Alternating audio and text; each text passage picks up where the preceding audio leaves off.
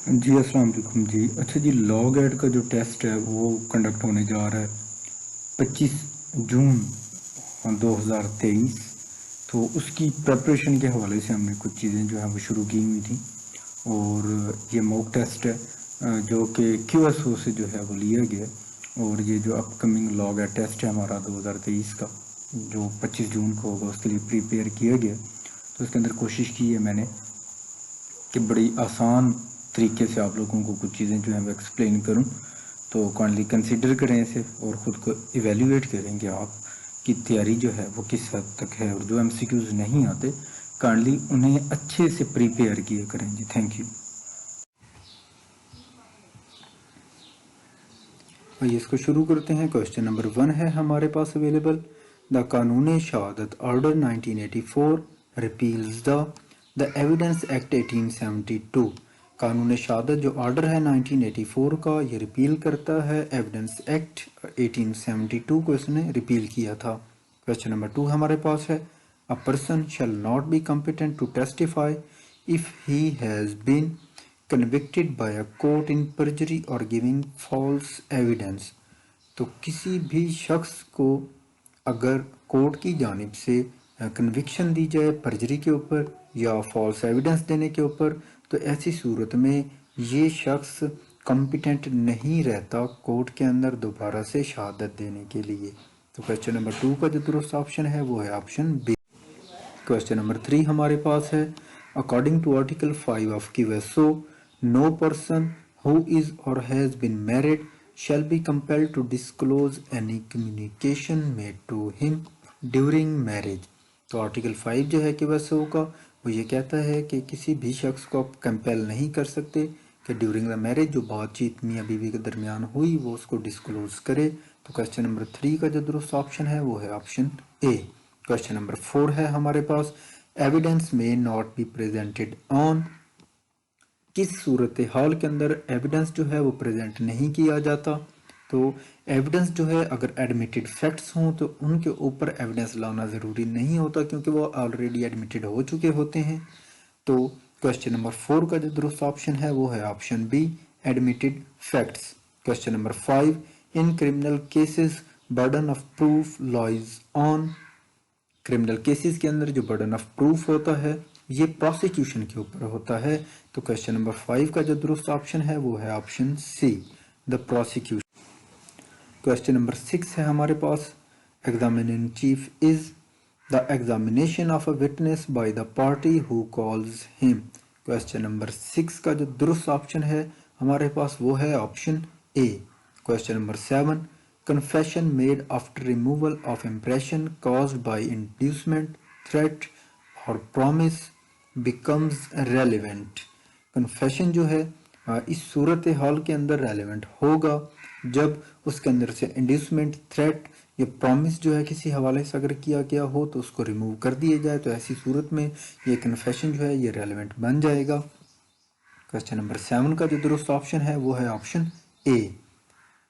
यानी कि यहाँ पे अगर कोई कन्फेशन किया जा रहा होगा इंड्यूसमेंट के ज़रिए से या आप थ्रेट करवा के कन्फेशन किसी से करवा रहे हैं तो ये in the I of law ये काबिल कबूल नहीं है। क्वेश्चन नंबर 8 है हमारे पास।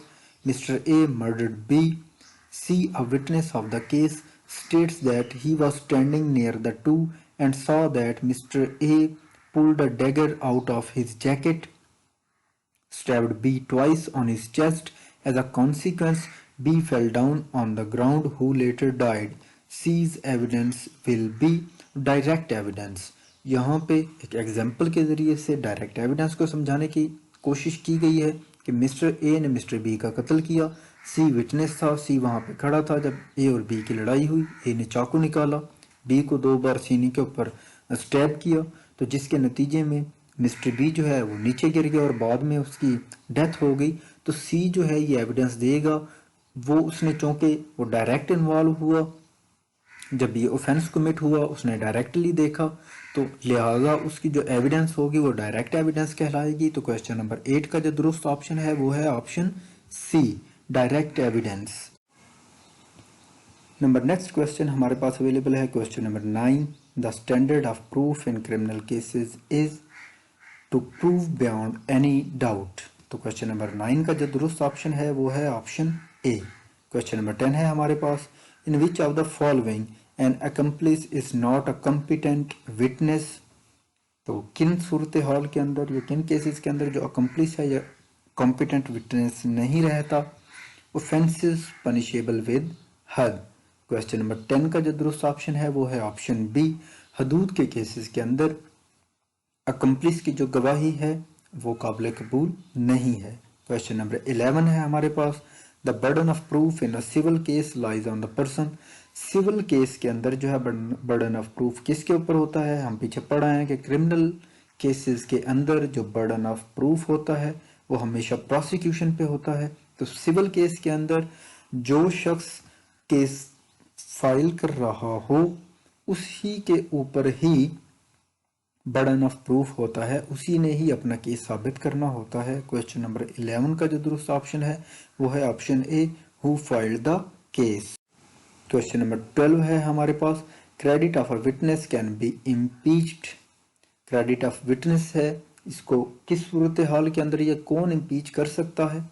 तो क्वेश्चन नंबर 12 का जो दुरुस्त ऑप्शन है वो है option A, by proof that the witness has been bribed और has accepted the offer of bribe or has revised any other corrupt inducement to give his evidence। ऐसी सूरत में हम किसी भी विटनेस को इम्पीच करवा सकते हैं जब हम ये सबूत दे दें कि जो हमारा विटनेस है इसने कोई ब्राइब कबूल कर ली है या उसने जो एडवर्स पार्टी की जानिब से कोई ऑफर आई ब्राइब की उसने वो कबूल कर ली है। तो ऐसी सूरत में हम किसी भी विटनेस को इम्पीच करवा सकते हैं। तो क्वेश्चन नंबर 12 का जो दुरुस्त ऑप्शन है वो है option A. Question number 13, a leading question may be asked in. Leading question जो है कब पूछा जा सकता है। लीडिंग क्वेश्चन क्रॉस एग्जामिनेशन के अंदर पूछा जा सकता है। क्वेश्चन नंबर 13 का जो दुरुस्त ऑप्शन है वो है option B, cross examination. Question number 14, in criminal cases previous good character is. Criminal cases के अंदर क्या प्रीवियस जो गुड कैरेक्टर है ये रेलिवेंट होता है, ये रेलिवेंट होता है। Yes it is relevant. तो क्वेश्चन नंबर 14 का जो दुरुस्त ऑप्शन है वो है option B, relevant. Question number 15, in criminal cases previous good character is. जो क्रिमिनल केसेस के अंदर प्रीवियस जो गुड कैरेक्टर है it is relevant and relevant only when accused provides evidence of his good character. ये relevant सिर्फ उसी सूरत के अंदर होगा जब अक्यूज जो है वो एविडेंस प्रोवाइड करेगा अपने गुड कैरेक्टर का। क्वेश्चन नंबर 15 का जो दुरुस्त ऑप्शन है वो है option C. Question number 16, no one shall be permit to give any evidence derived from unpublished official records relating to state affairs. Question number 16 का जो दुरुस्त ऑप्शन है वो है option B. Question number 17, no public officer shall be compelled to disclose communication made to him in official confidence. It is stated in which article। कोई भी public officer जो है उसको आप कंपेल नहीं कर सकते कि वो जो कम्युनिकेशन है ऑफिशियल उसको जो ऑफिशियल कॉन्फिडेंस में जो कम्युनिकेशन हुई उसको डिस्क्लोज करे। ये किस आर्टिकल के अंदर बयान किया गया है। तो ये आर्टिकल 7 के अंदर बयान किया गया है। तो क्वेश्चन नंबर 17 का जो दुरुस्त है वो है option C, article 7। Next question हमारे पास अवेलेबल है question number 18, the names of the informers are protected from disclosure. जो क्वेश्चन नंबर 18 है इसका दुरुस्त ऑप्शन है वो है ऑप्शन ए। जो इन्फॉर्मर्स होते हैं इनके जो नेम होते हैं ये प्रोटेक्टेड होते हैं डिस्क्लोजर से, इनको आप किसी भी सूरत में डिस्क्लोज नहीं कर सकते। Question number 19, the communication being made in professional capacity between an advocate and his client is. जो एडवोकेट और क्लाइंट के माबैन जो ऑफिशियल कैपेसिटी के अंदर जो बातचीत होती है, जो कम्युनिकेशन होती है, ये भी प्रोटेक्टेड होती है, इसको भी डिस्क्लोज नहीं किया जा सकता। क्वेश्चन नंबर 19 का दुरुस्त ऑप्शन है option A. Question number 20, the communication being made in furtherance of a criminal purpose is it is not protected from disclosure। जो कम्युनिकेशन की जाती है जो कि क्रिमिनल किसी भी ऑफेंस को कमिट करने के हवाले से हो तो ये जो कम्युनिकेशन है ये प्रोटेक्टेड नहीं होती, इसको डिस्क्लोज किया जा सकता है। क्वेश्चन नंबर 20 का जो दुरुस्त ऑप्शन है वो है ऑप्शन बी। क्वेश्चन नंबर 21 है हमारे पास, dying declaration of a child is. तो क्वेश्चन नंबर 21 का जो दुरुस्त ऑप्शन है वो है option C, admissible. Question number 22, relevant facts और those facts which, relevant facts जो हैं ये कौन से फैक्ट्स होते हैं, which are declared to be relevant by the Qanun Shahadat order. Question number 22 का जो दुरुस्त ऑप्शन है वो है option C. Question number 23, a lunatic is not incompetent to testify unless he is prevented by his lunacy from understanding the question put to him and giving rational answer to the question। Question number 23 का जो दुरुस्त option है वो है option C, both A and B. Question number 24 है हमारे पास, the competence of a person to testify and the number of witnesses required in any case of hadd shall be determined in accordance with। जो हद के अंदर जो competency है witnesses के अंदर, हदूद के केसेस के अंदर, और जो तादाद है ये डिटरमाइन किया जाता है कानून एंड सुन्ना से। तो क्वेश्चन नंबर 24 का जो दुरुस्त ऑप्शन है वो है ऑप्शन बी, कानून एंड सुन्ना। क्वेश्चन नंबर 25 है हमारे पास, article 22 of the QSO deals with. Article 22 है ये डील करता है facts, necessity to explain or introduce relevant facts से। तो क्वेश्चन नंबर 25 का जो दुरुस्त ऑप्शन है वो है option C. Question number 26, a witness shall not be excused from answering a question on ground that the answer will criminate him, provided that no such answer shall subject him to any arrest, prosecution and criminal proceedings। तो question number 26 का जो दुरुस्त option है वो है option C, both A and B. Next question, question number 27 है हमारे पास, a confession is considered irrelevant by a court in criminal proceedings if it is made. Confession जो है किसी भी जानिब से किया जा रहा हो तो क्रिमिनल प्रोसीडिंग्स के अंदर कोर्ट इसको इरेलीवेंट करार देगी। चंदे के इसके अंदर चीज़ें हैं, किन किन सूरतों के अंदर, जब इंड्यूसमेंट की गई हो, कन्फेशनर को इंड्यूस किया जाए कन्फेशन के लिए, या थ्रेट किया जाए कन्फेशनर को कन्फेस करने के लिए, तो ऐसी सूरत में ये जो कन्फेशन है ये इरेलीवेंट हो जाएगी। या कन्फेशनर के इंटरेस्ट के हवाले से कोई प्रॉमिस किया जा रहा हो तो ऐसी सूरत में भी जो कन्फेशन किया जाएगा वो कन्फेशन जो है इरेलीवेंट हो जाएगा। क्वेश्चन नंबर 27 का जो दुरुस्त ऑप्शन है वो है option C, both A and B. Question number 28 है हमारे पास, under article 158 of the QSO the validity of any objection over the production of a document shall be decided by the. Question number 28 का जो दुरुस्त option है वो है option C, concerned court.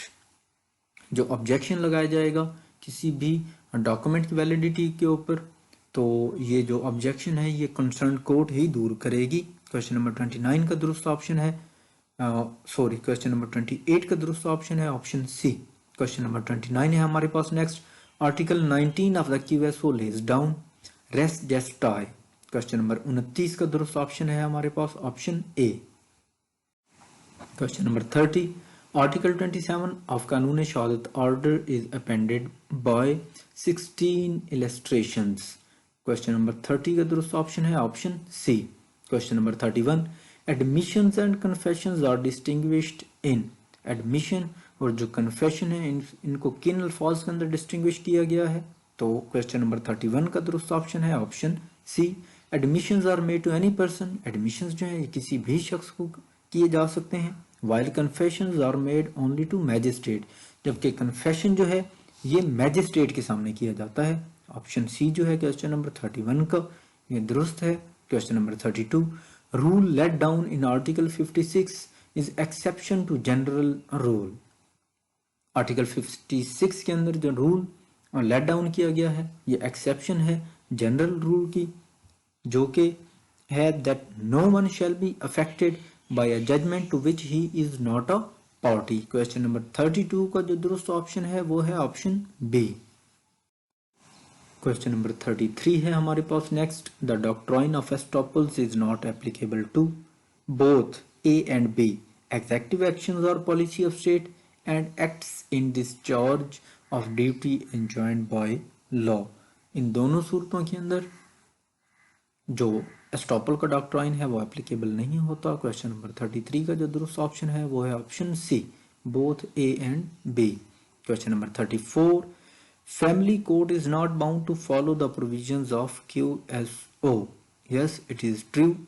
Family court bound नहीं है QSO की provision को फॉलो करने के लिए। क्वेश्चन नंबर 34 का जो दूसरा ऑप्शन है वो है ऑप्शन ए। क्वेश्चन नंबर 35 है हमारे पास next. Identification parade is rule of, it is rule of prudence. तो क्वेश्चन नंबर 35 का जो दुरुस्त ऑप्शन है वो है option C, prudence. Question number 36, the rule of plea of alibi is provided in, जो रूल है प्ली ऑफ एलिबाई का ये प्रोवाइडेड है आर्टिकल 24 सब आर्टिकल 2 के अंदर। क्वेश्चन नंबर 36 का जो दुरुस्त ऑप्शन है वो है option B. Question number 37, plea of alibi is taken in criminal cases. जो प्ली ऑफ एलिबाई होती है ये हमेशा क्रिमिनल केसेस के अंदर ली जाती है। तो क्वेश्चन नंबर 37 का दुरुस्त ऑप्शन है option B. Question number 38, proof of electronic signature and electronic document is provided under article 78A। Article 78A के अंदर जो इलेक्ट्रॉनिक सिग्नेचर और इलेक्ट्रॉनिक डॉक्यूमेंट का जो प्रूफ है या इस हवाले से जो प्रोविजंस हैं वो बयान की गई हैं। क्वेश्चन नंबर 38 का दुरुस्त ऑप्शन है option C. Question number 39, primary evidence is defined under article. जो प्राइमरी एविडेंस हैं ये किस आर्टिकल के अंदर बयान किए गए हैं? तो आर्टिकल 73 के अंदर बयान किए गए हैं।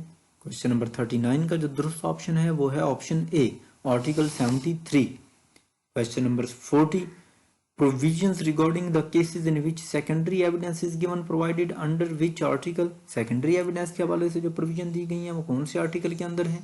तो वो है आर्टिकल 76 के अंदर।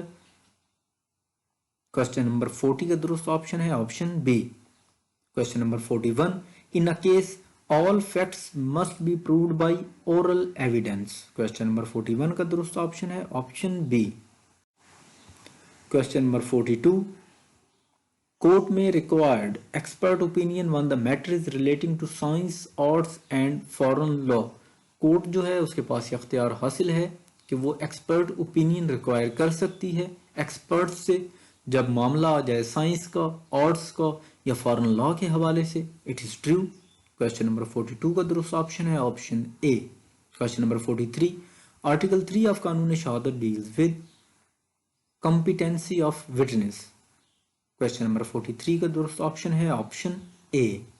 Question number 44, communication which is protected from forced disclosure is called.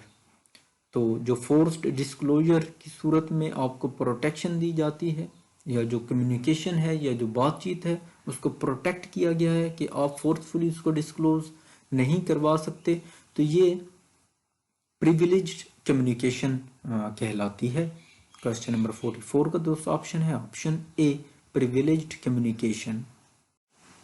Question number 45 है हमारे पास। QSO 1984 कंप्राइजेस ऑफ, QSO 1984 के अंदर 166 आर्टिकल हैं। क्वेश्चन नंबर 45 का दुरुस्त ऑप्शन है option B. Question number 46, QSO does not apply to proceedings before. QSO की जो रूल्स हैं या इसके जो आर्टिकल्स हैं या इसके जो प्रिंसिपल्स हैं ये आर्बिट्रेटर की जो कोर्ट्स हैं इनके ऊपर एप्लीकेबल नहीं होते। क्वेश्चन नंबर 46 का जो दुरुस्त ऑप्शन है वो है option A. Question number 47, who is bound to determine the competency of a witness. कौन बाउंड है कॉम्पिटेंसी ऑफ विटनेस को डिसाइड करने का? तो कोर्ट जो है वो बाउंड है, उसने डिसाइड करना होता है कॉम्पिटेंसी ऑफ विटनेस को। तो क्वेश्चन नंबर 47 का दुरुस्त ऑप्शन है option C. Question number 48, a witness who gives evidence in हदूद केसेस शुड बी मेल। एक विटनेस जो है जो कि हदूद की केसेस के अंदर गवाही देना चाहता हो उसका मेल होना ज़रूरी है, इट इज़ ट्रू। फीमेल की जो गवाही है हदूद के केसेस के अंदर ये काबिल कबूल नहीं है। तो क्वेश्चन नंबर 48 का दुरुस्त ऑप्शन है option A. Question number 49, admission is defined under which article of QSO। Admissions जो हैं QSO के कौन से आर्टिकल के अंदर डिफाइन किए गए हैं? तो ये डिफाइन किए गए हैं आर्टिकल 30 के अंदर। क्वेश्चन नंबर 49 का दुरुस्त ऑप्शन है option B, article 30। Question number 50 है हमारे पास last question, admission is used in. Admissions जो हैं ये हमेशा सिविल केसेस के अंदर किए जाते हैं, जबकि कन्फेशंस जो हैं ये हमेशा क्रिमिनल केसेस के अंदर किए जाते हैं। तो क्वेश्चन नंबर 50 का दुरुस्त ऑप्शन है ऑप्शन ए, सिविल केसेस।